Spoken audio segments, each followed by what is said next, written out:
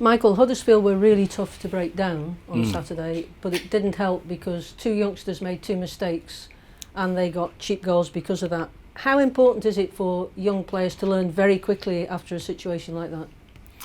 Yeah, it is very important. And look, the game was a big frustration for us because, we feel when you look back at how you lose the game and the nature of the goals, they were poor goals for us to lose. And we discussed that with the players this morning. We sort of said, look, it's very difficult to win a game if you're going to give away goals of that nature. And despite, a lot of dominance, when you look at all the statistics in the game, we were clearly the dominant team in the game.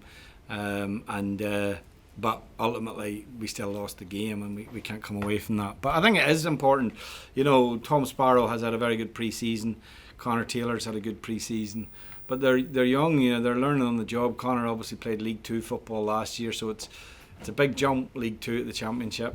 And Tom hasn't had a loan. I think Tom's only loan was last year, possibly maybe out at maybe at Northwich or something. It wasn't he was only out for a month. So look, it was disappointing for those young lads, I'm sure, to be involved in that type of situation. But the boys were good with them in the dressing room, the staff were good with them, and look, it doesn't mean we can't change the result. There was a lot of things in the performance we were pleased with, but ultimately, obviously we're disappointed we came away with nothing.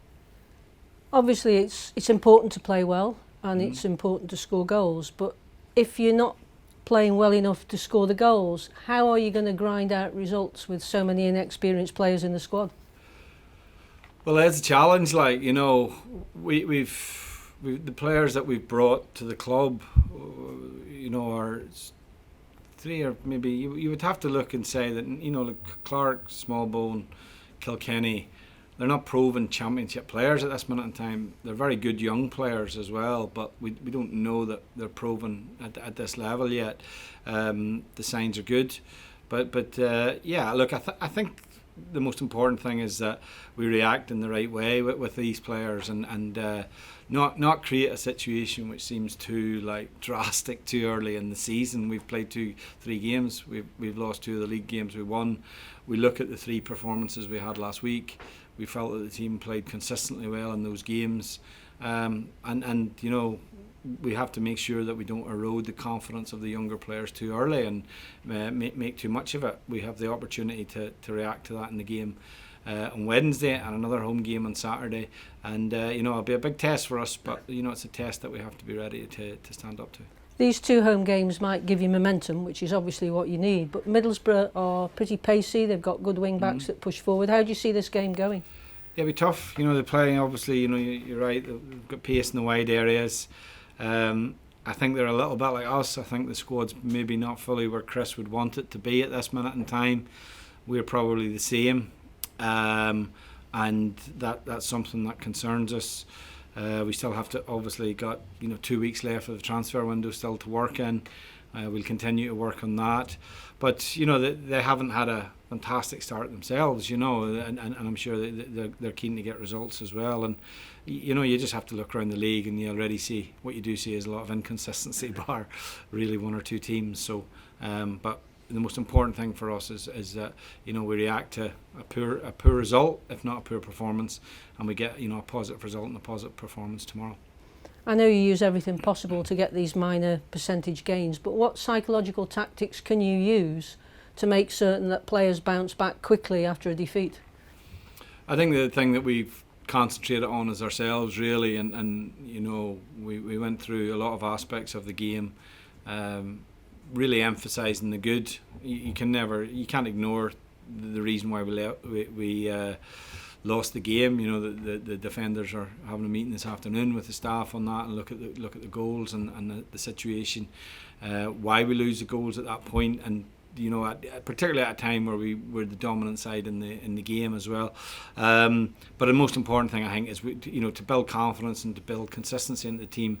You have to continually focus on yourself and how we are with the ball, and so there was a lot of good on Saturday. I thought we created a number of good chances as well. We were aggrieved that Dwight's goal was disallowed. It certainly looked onside to me. I haven't seen it back now on a number of occasions, and those are the moments that it's gone against us. But we have to react in the right way, as I say, in the game tomorrow. You talk about Dwight Gale. I was actually saying before you came in that he's so quick at reading the pass that if you haven't got VAR, sometimes he does look offside, but when you watch it back, he's 2 or 3 yards onside, and he must be so frustrated having had 2 really good goals chalked off. Yeah, and look, they're both similar areas, both really 6-yard box goals, which he's known for. I think on Saturday it was more difficult for the official on that side because the cross is from it's a brilliant ball, first of all, by Smallbone, and the cross is so wide. It's very difficult for the linesman to see when the cross is when obviously he strikes the ball, and where Gale is at that moment in time. When the ball arrives, he looks half a yard offside, but when you see when the ball is actually played, he's level. And but it is a difficult situation for the official to see that. But ultimately, they have to try and see that, and it's too easy just to give offside based on just seeing when the ball arrives. So that's something that hopefully we'll get more. At the minute, we've had 2 come out the wrong side of 2 of those decisions. Hopefully, we'll they'll swing back in our favour throughout the season. And the injury situation already. Harry Clark's got injured. Mm-hmm. Is it a long-term injury? Well, the reality is we have had to shut him down for probably 4 to 6 weeks. It's a shin injury, like a stress fracture type injury, and so that's something that just needs time. It's not something that requires any type of procedure. He'd be in a boot for a period of time. And so that's going to just take a little bit of time, and but that's the time frame that the medical staff have given us at the moment. You must be incredibly frustrated at the amount of injuries you have picked up as a football club since you've been the manager here. I mean, I was expecting the luck of the Irish to be good luck, but you're having some dreadful luck, aren't you? Yeah, I think we don't. The injuries we pick up. 90% of the injuries that we pick up are in games as well. They're not training-based injuries, so they're not based on your overtraining or anything like that. Some are contact injuries. Look, we have doubts about Timon and Laurent for tomorrow night. Both played through the game Saturday with ankle injuries, and so they're being assessed. They haven't trained today. So they potentially add to the injury list as well, which is probably a little bit more significant than we would like at this point in the season. Obviously we went into the season with both Suter and Powell out, and obviously the 1 or 2 knocks and niggles we've had add to that, which is far from ideal. But yeah, look, I don't like really bleating and talking about injuries, because you have to play with the hand you've got. I had 8 years doing that in international football, so I'm pretty sort of, I suppose, resilient to that. And we'll pick a team tomorrow night that we certainly believe can win the game. So on to transfer news. I believe we've signed a player, Tariq Fosu. Yes. What can you tell us about that signing? Well, we just felt on the right hand side that Tariq gave us good options. He's quite versatile. He's played in that system for Brentford, and he obviously gives you versatility on the right hand side, but has also played on the left as well. And we just felt it was again a good option. Pace, I think, can handle the ball, type of player that we like, and hopefully we can get that registered in time so he can be eligible to play tomorrow night. So he's match fit, ready to go? Yeah, he's played. He's had a good, which I think was a factor when we looked at the market with Harry Clark's situation. There's a number of players who are free agents, but they've been training on their own, or they're not probably in a situation where they're up to speed to come in and play. But Tariq has been training on a regular basis with Brentford B. He's played 490 minutes, so we're confident that if he's required to play on Wednesday, he'll be fine to do so. Because he's played quite a few matches in the past for Brentford in the Championship, but seem to have just dropped off their radar. Well, look, I think that happens in the Premier League. Obviously they invested in him, I think, from Oxford when he went there, and I think I know a lot of clubs. We looked at him when he was at Oxford. We probably weren't in a position to pay the fee, if I'm honest, and Brentford were. I think he had a significant input in their promotion season, and but Premier League comes and clubs invest in their team, and some players are left behind a little bit, so he's keen to get himself going again. and he was really welcomed the opportunity to come here. So we're delighted to have him. And is there any chance of anybody going out of the club? I asked you about Etebo the other day. Yeah. Anything else about that? Nothing more, no, really, in terms of that. I mean, the outs are, I suppose, a little bit more out of our control in the sense that, it's the players and their agents that manage that situation. I think what we will see is that probably things maybe escalate a little bit in the next maybe 10 days and towards the end of the window, because I still think there's a lot of clubs looking at a lot of different options. Possibly a lot of clubs who are maybe relying on getting players out to get players in. That still exists. We're a little bit like that ourselves. But so, yeah, look, we're not any further forward with anyone potentially leaving at this minute in time. Thank you. Michael, staying on that theme in more ways than one, obviously the loan market is something that you're looking to tap into. And I've asked you before about obviously Liam Delap, but obviously there's a lot of people interested in him as well. Will it be down to the parents' club decision, i.e. Manchester City, as where he ends up in terms of where they feel he might get, i.e. more game time in that way? I think it's always down two things. Listen, it's down to the parent club predominantly, and it's down to the player, wherever he wants to go, and that's the same for any loan really. In relation to, we have to sell ourselves as a club to both the player and obviously the parent club. I think we've done that well with the loans that we have had, particularly from the bigger Premier League clubs. And so that's a good that we've done that, and that they see us as a good option for the young player to come to, because ultimately from their perspective the loan is about the player's development. From our perspective the loan is from the player strengthening our team, and that's the angle that we have to take. So I think we've done what we can do in the loan market in relation to pitching to clubs for various players, and I think the clubs know what we want. They know how we'll treat the player. I think they know the player will be looked after and will be handled properly.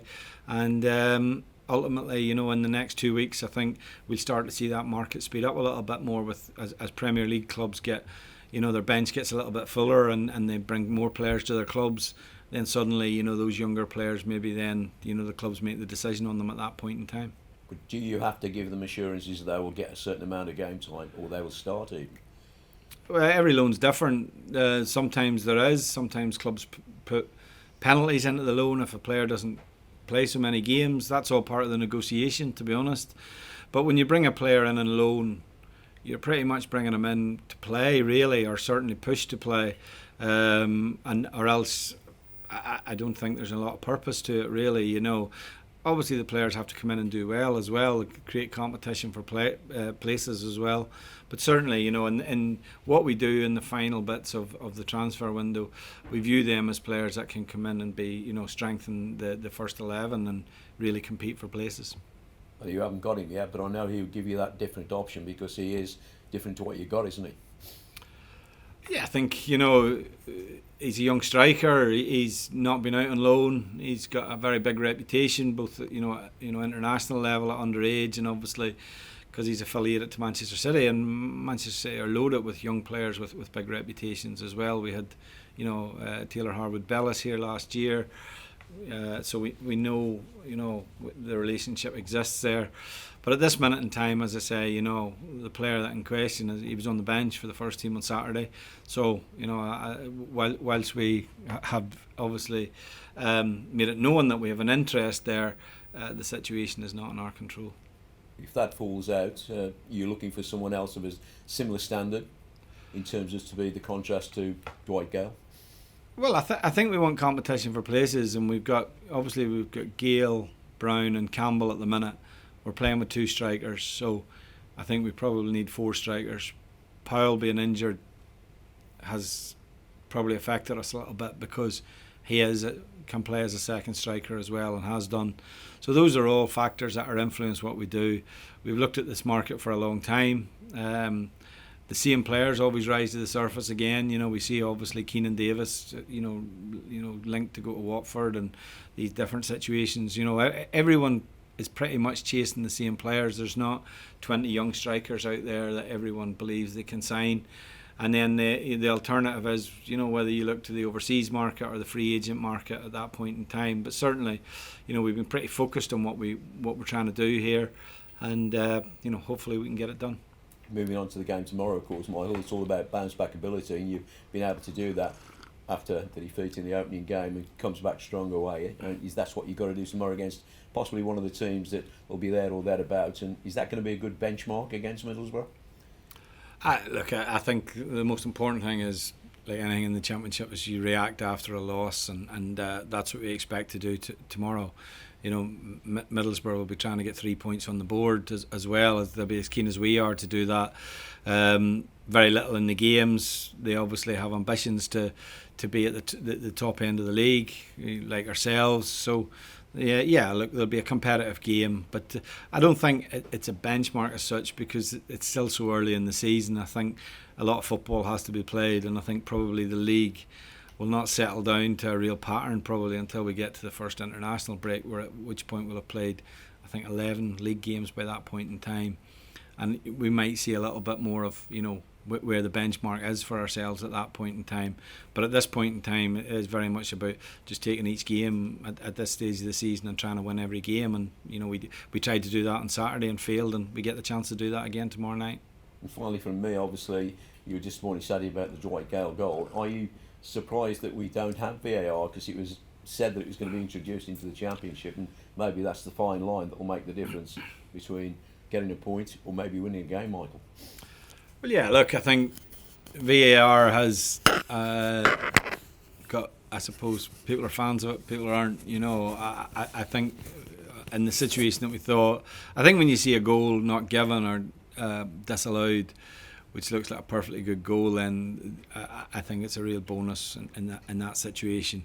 But again, like, we've not had it, so if it comes in, I think that'll be a plus for the game if it helps the referees.